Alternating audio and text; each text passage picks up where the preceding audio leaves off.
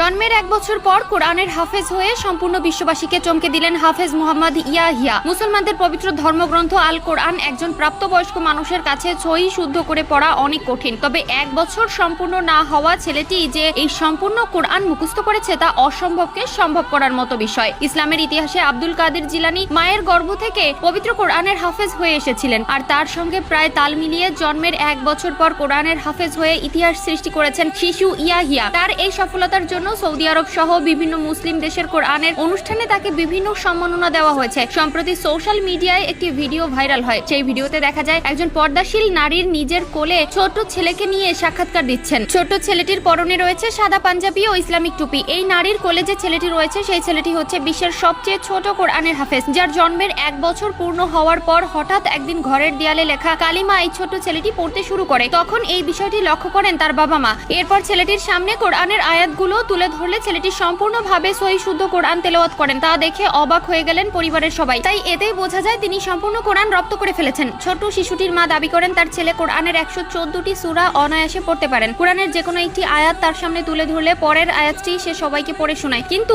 আজব করার বিষয় হলো তিনি তার ছেলেকে কোরআনের শিক্ষা দেননি। সকলে মনে করেন আল্লাহ তাদের মায়ার নজরে দেখেই এই উপহারটুকু দিয়েছেন। শিশু ইয়াহিয়ার মা বলেছেন, আমি গর্ভ অবস্থায় সবসময় কোরআন তেলাওয়াত করতাম এবং আল্লাহর কাছে চাইতাম আল্লাহ যেন আমাকে একটি নেককার সন্তান দান করেন। তিনি বলেছেন, আল্লাহ আমার দোয়া কবুল করেছেন, তাই এরকম একটি সন্তান আল্লাহ আমাকে দান করেছেন। আমি আল্লাহর কাছে লাখ লাখ শুকরিয়া আদায় করি। সবশেষে বিশ্ববাসীর উদ্দেশ্যে তিনি বলেন, নিজের সন্তানদের সঠিকভাবে আল্লাহর পথে চলার নির্দেশনা দিন। ইসলামিক যে নিয়ম ও বিধিবিধান রয়েছে সেগুলো মেনে চলার উপদেশ দিন। এরপর তিনি নিজের সন্তানের জন্য বিশ্ববাসীর কাছে দোয়া চেয়েছেন। চলুন এবার